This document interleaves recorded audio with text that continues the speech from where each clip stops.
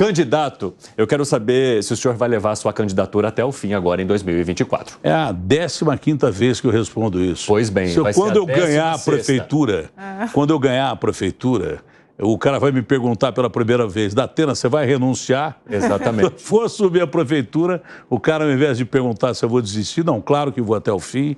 Eu conversei ontem com a executiva do partido, apresentei como desde o princípio, por uma questão de ética, porque é o partido quem decide. Numa eleição, o principal ator da eleição, quem é? É o eleitor.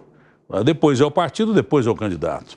E eu tive um tratamento muito adequado, bacana dentro do PSDB, fui muito bem recebido, principalmente pelas executivas, tanto local como nacional. E eu sempre perguntei, mesmo quando há 20 dias atrás eu estava em primeiro lugar na pesquisa, eu perguntei para o Marconi Perillo se ele queria que eu continuasse como candidato do PSDB. E perguntei hoje, quando a minha posição caiu em relação às pesquisas. Eu não vou analisar pesquisa, isso é papel de vocês, mesmo porque quando eu saí em primeiro lugar, eu tomei meia garrafa de champanhe. Né? Hoje eu deveria tomar 2 garrafas de champanhe, exatamente pelo contrário, mas eu não estou bebendo ultimamente.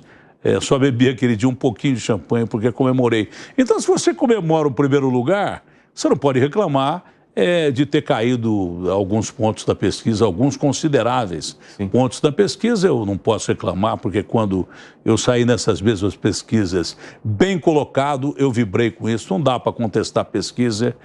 Continuar trabalhando, fazendo o meu papel. Só o que eu acho gozado, meio estranho, é que eu saio na rua para andar 50 metros. As pessoas que me acompanham, repórteres mesmo da Jovem Pan, vocês que acompanham aí, eu não consigo andar 50 metros, as pessoas pulam em cima de mim, choram, e a maioria diz assim, olha, meu pai te assistia, mas já morreu há algum tempo, você não esperava minha avó... isso? Não esperava, porque eu não vou às ruas, né? Eu saio de casa, vou para a Band, da Band vou para casa. Eu não tenho muito contato social. Eu fiquei surpreso, mas o senhor extremamente mas eu fiquei extremamente surpreso quando, de repente, não, as pessoas me conhecem do meu programa, falam do meu programa. Então, eu fiquei surpreso. Pode ser que aquela história de popularidade não dá voto, porque, de repente, os números não acompanharam essa exposição que eu estou tendo e estou achando a melhor coisa da campanha. Por isso que eu acho que plano de governo é muito relativo. Plano de governo ele tem que ser mutável. Não adianta você ter lá técnicos que se reúnem e colocam no papel, e o meu foi feito às pressas, porque eu fui a última candidatura a ser confirmada, a penúltima. Infelizmente teve a do PCC Marçal antes, né? Mas a minha candidatura foi feita assim, meio em cima da hora. Eu era para ser vice da Tabata, e tudo isso já foi discutido. Não vou perder o tempo, porque a Dora disse que eu tenho que deixar vocês falarem às vezes. Não, e eu já quero Quer fazer a primeira pergunta, então, Dora? Vai lá. Não é uma pergunta grandiosa. A primeira pergunta, como se fosse, eu queria pegar só o ganchinho da Tabata. Está arrependido de não ter sido vice da Tabata? Eu não arrependo de nada do que eu fiz na minha vida.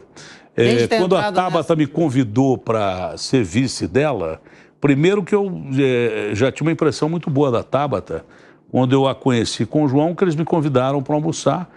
Não foi nem nessa campanha, já faz algum tempo. Ela veio me dar o livro dela, que eu tenho com carinho. Eu acho uma menina muito bacana, excepcional. Tive uma convivência com ela, não tão próxima hoje, mas tive uma convivência com ela muito bacana. Só que ela propôs que eu fosse para o PSDB para ser vice dela, para que ela aumentasse o tempo de TV. Indo para o PSDB fez uma pesquisa e o PSDB estava certo, porque na oportunidade eu tinha muito mais potencial de voto do que a Tabata.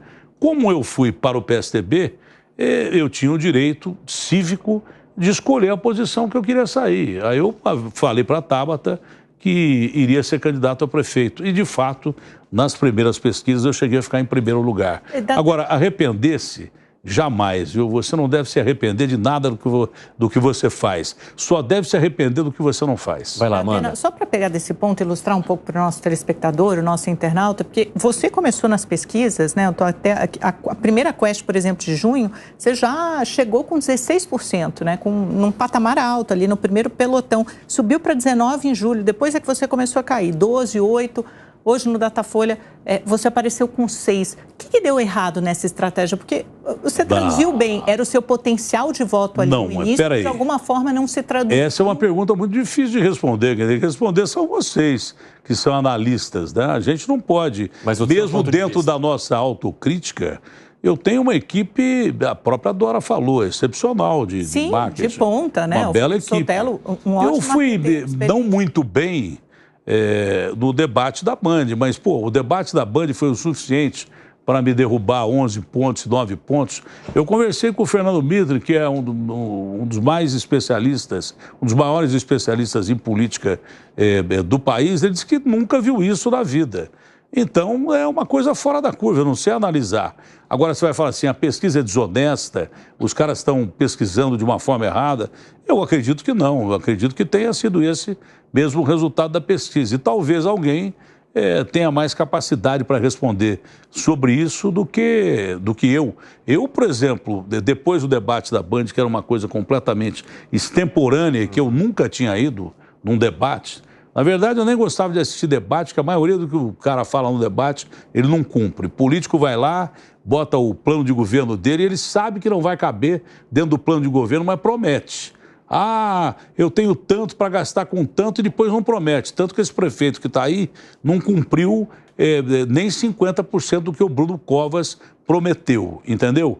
Então, para mim, o debate foi uma coisa maluca. Depois do debate, eu comecei a me colocar como apresentador, porque no debate, o comunicador não tendo ido bem, prejudicou o candidato e tudo aquilo que a gente podia falar em termos de proposta, de plano de governo e daí por diante. Muita gente fala assim, Datena, mas o seu plano de governo ele não explica muita coisa, é um plano de governo que não se aprofundou, não teve tempo para se aprofundar.